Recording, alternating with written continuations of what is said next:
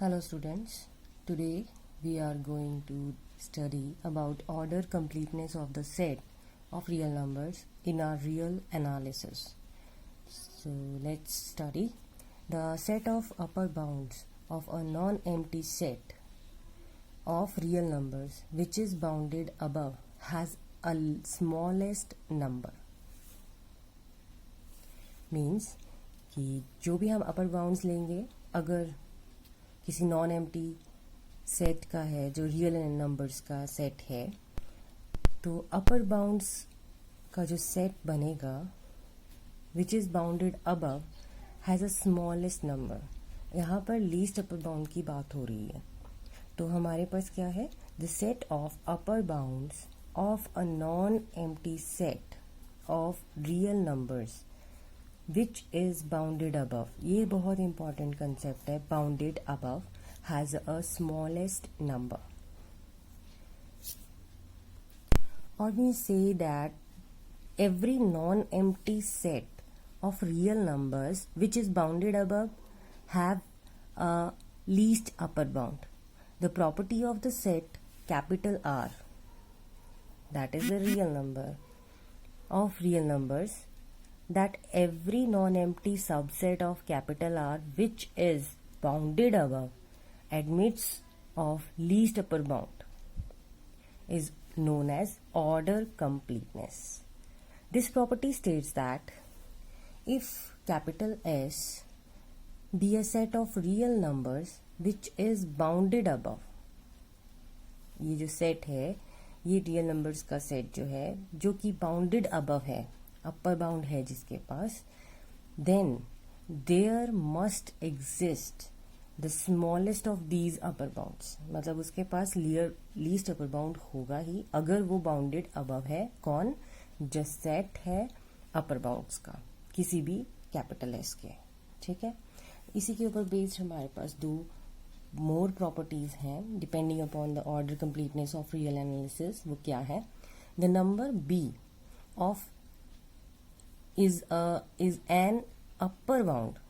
The number B is an upper bound of capital S, that is no member of capital S is greater than B. अगर B एक upper bound है capital S का तो S का कोई और member B से greater नहीं हो सकता.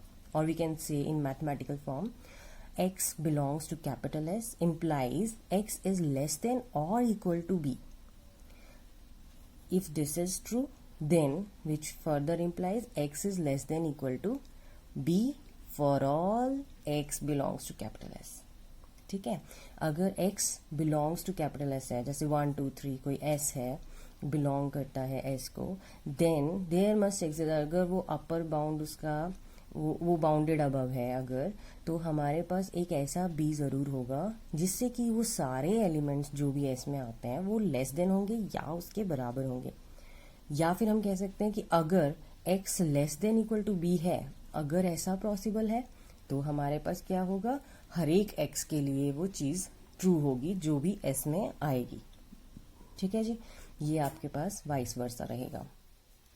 देन सेकेंड प्रॉपर्टी आती है no number less than b is an upper bound. जो भी b से स्मॉलर होंगे वो अपर बाउंड नहीं होते हैं जो भी सेट है कैपिटल एस के. That is no number less than B is an upper bound of capital S. That is if B star, अगर कोई B star be a number, कोई ऐसा नंबर है which is less than B, so that B star is not an upper bound of capital S. So B star is not a upper bound of capital S. There exist at least one member x, ऐसा एक member x जरूर है such that वो b star से greater हो जाएगा. ठीक है. Thus if b star is less than b then there exists x belongs to s such that एक ऐसा x उस कैपिटल S में जरूर होगा जो उस b स्टार से ग्रेटर होगा, because b star is not an upper bound. ठीक है. B star is less than the B least upper bound. इससे अगर स्मॉलर है तो हमारे पास एक ना एक एक्स ऐसा ज़रूर होगा उस सेट में जो कि बी स्टार से ग्रेटर होगा. Now next study the Archimedean property of real numbers.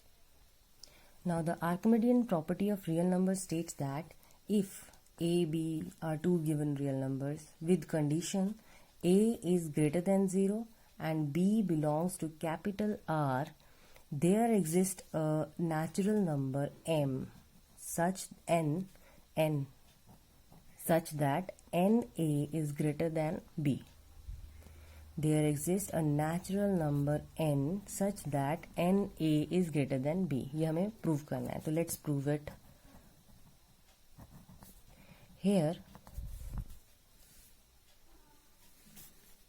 b belongs to capital R, therefore either b is less than equal to 0 or b is greater than 0. If b is less than equal to 0, then na is greater than b holds for all n belongs to capital N, because na is positive. तो हमारे पास जो b है, if it belongs to capital R, then trichotomy law कहता है कि अगर हम किसी नंबर्स के साथ कंपेयर करते हैं तो उसमें 3 कंडीशंस आते हैं. तो हम यहाँ पे अगर 0 के साथ कंपेयर करें तो b is less than equal to 0 और b is greater than 0.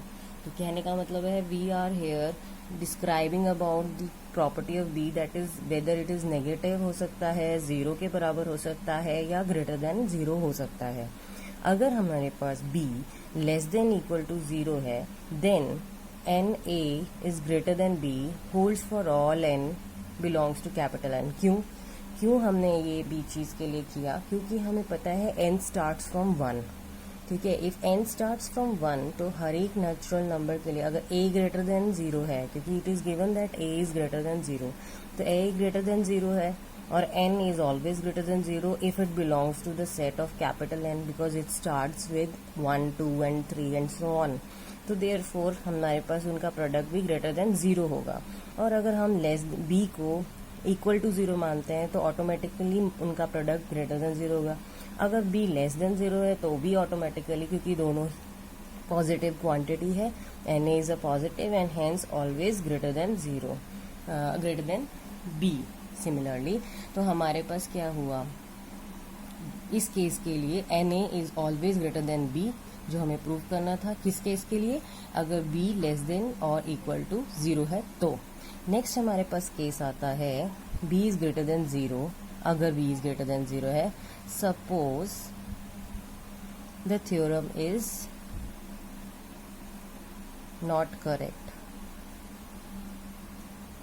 Incorrect है, हमें मान के चलेंगे, कॉन्ट्राडिक्शन से प्रूव करेंगे. That is na is less than equal to b for all n belongs to capital N. Therefore the set capital A is equal to, क्या set बनेगा? Capital A का जो हमने मान के चल रहे हैं. तो हमने एक सेट डिफाइन किया सच दैट कि आपके पास हर एक n belongs to capital N है और सारे na is greater than equal to, less than equal to b है. Is bounded above by b. तो इसका मतलब क्या हुआ कि अगर मैं ये na is less than equal to b है और n क्योंकि सेट कैपिटल N को बिलोंग करता है, तो ये चेंज होते जाएंगे. अगर ये चेंज होते जाएंगे हर एक n के साथ, क्योंकि a तो फिक्स है लेकिन n 1, 2, 3, 4 एंड सो ऑन जा रहा है. तो हमने अगर एक सेट ऐसा डिफाइन कर दिया जो इस तरीके का है, तो less than equal to b है सम से, तो इसका मतलब क्या हुआ कि it is bounded above from b, because यहाँ पे 1 सब्स्टिट्यूट करें, 2 करें, 3 करें, 4 करें, कुछ भी करें, मल्टीप्लाई बाय a, तो हमेशा लेस देन और इक्वल टू b रहेगा, क्योंकि हमें मान के चल रहे हैं. तो हम क्या करेंगे, देयरफॉर जो सेट a है हैज़ लीस्ट अपर बाउंड. अगर वो बाउंडेड अबर है तो लीस्ट अपर बाउंड तो होगा ही होगा. ये क्यों आएगा? By the order completeness property, by order completeness property. तो इसका मतलब क्या हुआ, जो भी एलिमेंट्स यहाँ पे आ रहे हैं या तो वो लेस देन u रहेंगे या इक्वल टू u रहेंगे, क्योंकि n कोई भी सेट अगर हम डिफाइन करते हैं और n belongs to capital N है, तो यहाँ एलिमेंट्स आएंगे. वो एलिमेंट्स अगर बाउंडेड अबव है तो इसका मतलब कोई लीस्ट अपर बाउंड भी एग्जिस्ट करेगा. अगर लीस्ट अपर बाउंड एग्जिस्ट करेगा तो na is less than equal to u रहेगा फॉर हर एक n जो कि कैपिटल N को बिलोंग करता है। देयरफॉर सम n+1, क्योंकि n जो है वो नेचुरल नंबर को है, जैसे 2 ले लिया, 3 ले लिया, तो 3+1 क्या है 4, which is also a natural number. तो हम इसको क्या कर सकते हैं, it is also less than रहेगा for all n belongs to. Therefore we can say na plus a is less than u for all n belongs to capital N, which further can be written as u minus a for all n belongs to capital N. Therefore u minus a is an, ये अब अपर bound हो गया, which is less than least upper bound of u। अब ये कैसे हुआ, क्योंकि N A is bounded from above, कैसे, u माइनस ए से, तो u माइनस ए भी अपर बाउंड हो गया आपके पास, लीस्ट अपर बाउंड हो गया एक तरीके से, जो कि लेस देन है लीस्ट अपर बाउंड से, लीस्ट अपर बाउंड से लेस देन है u माइनस ए भी अपर बाउंड हो गया, क्योंकि ये less than equal to something है। अगर ये ऐसा है तो इसका मतलब क्या हो गया कि we arrive at a contradiction, क्योंकि हमें पता है लीस्ट अपर बाउंड से कोई भी ऐसा अपर बाउंड नहीं है जो लेस हो सके by order completeness property. Therefore we reach on a contradiction, we arrive at a contradiction, hence our supposition is wrong, our supposition is wrong.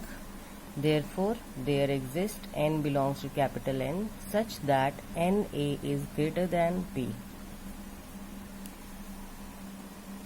Now let's given next theorem. Given any x belongs to capital R, there exists a unique integer m such that we can write this x within two elements, integers m and m+1 के बीच में लिख सकते हैं, such that m is less than equal to x less than m+1। ये हमें prove करना है कि for any x belongs to capital X there exist a unique m such that x can be written in the interval. Next है between any two distinct real numbers there is always a rational number and therefore infinitely many rational numbers. तो एक कोई भी दो distinct अगर हम real numbers लेते हैं तो हमारे पास हमेशा कोई ना कोई रैशनल नंबर रहता है, या हम ये कह सकते हैं कि there are infinitely many rational numbers. So is the case with the irrational numbers. Same हमने between any two distinct real numbers there is always an irrational number and therefore infinitely many irrationals. Let's start to prove the first one. Proof. We consider a set capital S such that n which belongs to n, further it belongs to the set of Z. Okay, तो n वैसे हम natural numbers के लिए लेते हैं, क्योंकि हम integers की बात कर रहे हैं तो हमें मान के चलेंगे कि n belongs to the set of integers. तो n is less than x, ठीक है, हम ये मान के चल रहे हैं कि it is some n belongs to the set of Z, n is less than equal to x such that, ठीक है, here capital S is a non-empty set of real numbers which is bounded above। ये हमें मान के चल रहे हैं कि n जो एलिमेंट्स है it is bounded above by some x, therefore by the least upper bound property capital S has a unique least upper bound। तो अब unique least upper bound होगा तो let least upper bound मान के चलते हैं कि हमारे पास कैपिटल S का है m। अगर least upper bound है m then clearly m is an integer and is the largest element of capital S, ठीक है, तो m is an integer हो गया क्योंकि n जो सेट है capital S it is belonging to the set of integers। तो अगर ऐसा है तो mathematically we can write m belongs to capital S which implies m+1 does not belongs to the set of capital S, which implies m less than equal to x and m+1 is greater than x। अब ये x से क्यों greater हो गया, because by the definition of the set we have defined here, जिसमें आपके पास n जो है हमेशा less than equal to x रहेगा। अब n अगर आपके पास हम मान के चलते हैं हमारे पास एक लीस्ट अपर बाउंड है m, तो m+1 least upper bound bounded नहीं होगा, क्योंकि m जो है it is the least upper bound. m+1 आपके पास क्या है, अपर बाउंड हो सकता है, और पर हमारे पास क्या है कि ये कंडीशन दी हुई है n is less than equal to x, तो m+1 will greater than x, which implies m is less than equal to x less than m+1, where m belongs to the set of integers, because n belongs to integers, हमने m लिया है least upper bound of this set, और फिर है hence it must also belongs to the set of integers. Since least upper bound हमने अभी पढ़ा of a set is unique, by the definition of least upper bound हमारे पास unique होता है, तो m is unique. Here, for any real number x, there exists an integer m such that, अब m is unique, तो m is less than equal to x less than plus 1. Hence, we find that m least upper bound है, x less then, क्योंकि वो इस property को satisfy करेगा, क्योंकि वो इसका है, इट इज़ बाउंडेड अबव है, देयरफॉर m+1 आपके पास ग्रेटर देन x आ रहा है, तो इसीलिए ये एक इंटरवल में हम डिफाइन कर सकते हैं. We next move to the next theorem, where we have to show that between any two distinct real numbers there is always a rational number, or we can prove it by infinitely many rational numbers. So let's start with the proof. Let x and y, ये second का proof है, be two distinct real numbers such that x is less than y, that is y minus x is greater than 0. Distinct real numbers हैं, हम मान के चल रहे हैं without any loss of generality कि कोई एक x मान लेके चल रहे हैं, तो 3, 4 ले लेते हैं, 5, 10 ले सकते हैं, 18, 19 ले रहे हैं. अगर दोनों डिफरेंट है तो एटलीस्ट एक तो दूसरे से लेसर होगा ही, तो इसीलिए x is less than y हम मान के चल रहे हैं, तो their difference will be greater than 0. Therefore by Archimedean property of capital R there exist a real number. By Archimedean property हम ये कह सकते हैं कि there exist a real number n, क्या होगा, सच दैट n, क्योंकि ये ग्रेटर देन 0 है, तो n टाइम्स जो हमने अभी प्रूव करी प्रॉपर्टी, n टाइम्स ये ग्रेटर देन 0 है, तो n अगर नेचुरल नंबर आता है तो it is also greater than एक एलिमेंट होता है ना. तो अब ये कैसे आया हमारे पास 1, तो हम यहाँ पे क्या कर रहे हैं, a की जगह पे जो आर्किमिडियन प्रॉपर्टी हमने प्रूव करी है उसमें हम y माइनस एक्स ले रहे हैं और b को हम 1 लेके चल रहे हैं. तो हमारे पास क्या आ रहा है कि na is greater than b की जगह पे ये 1 की जगह पे आ गया, और ये जो चीज़ है ये na की जगह पे आ गया.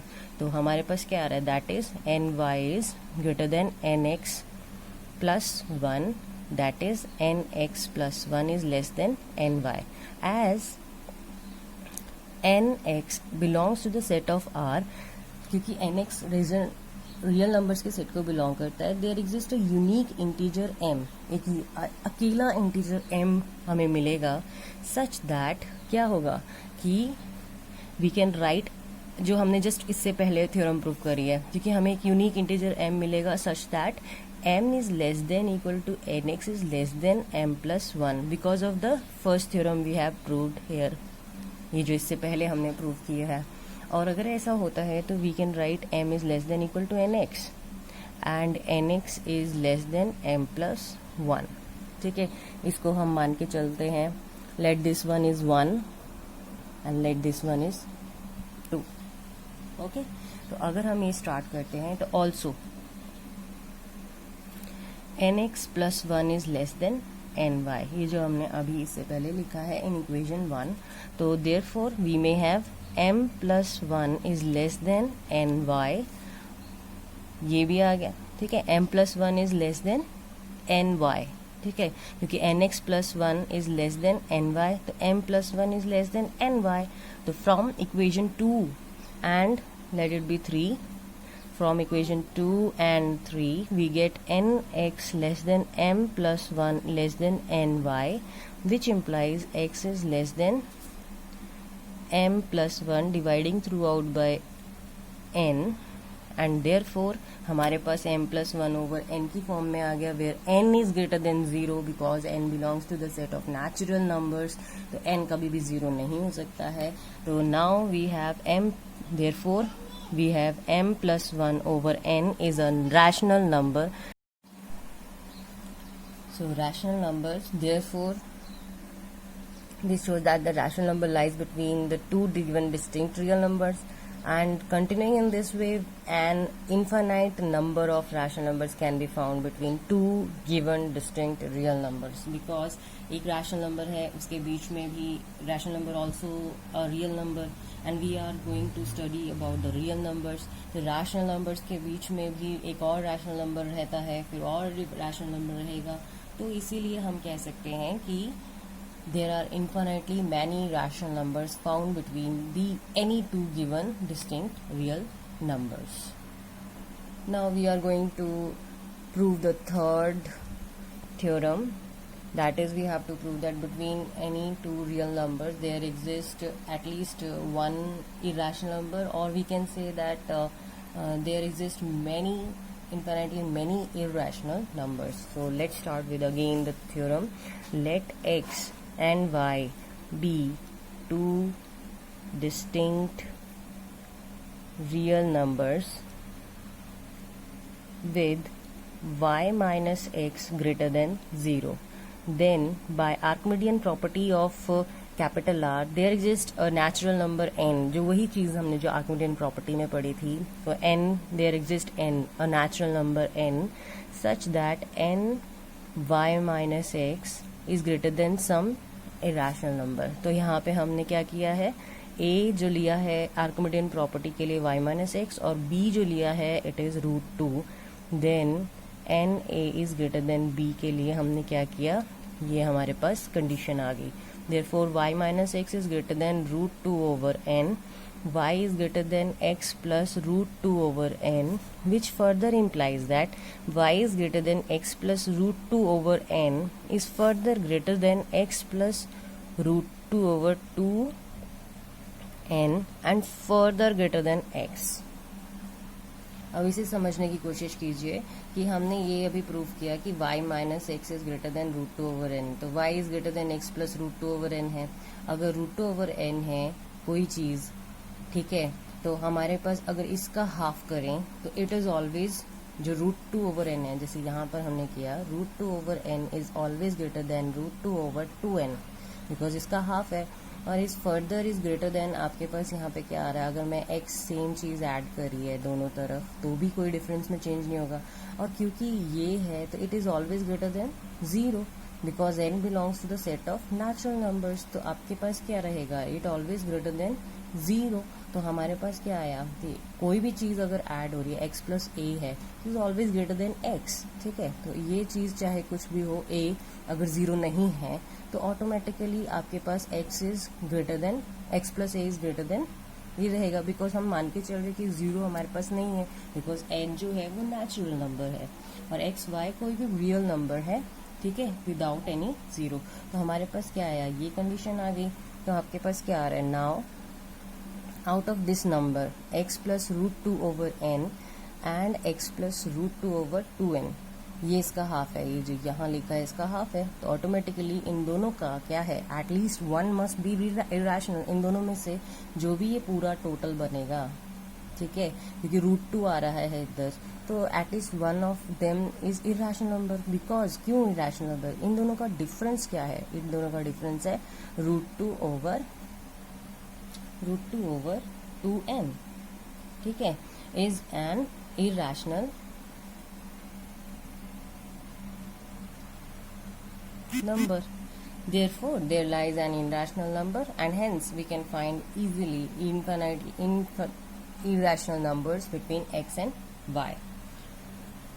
So study about these definitions and these theorems and do more theorems based on this concept. Thank you.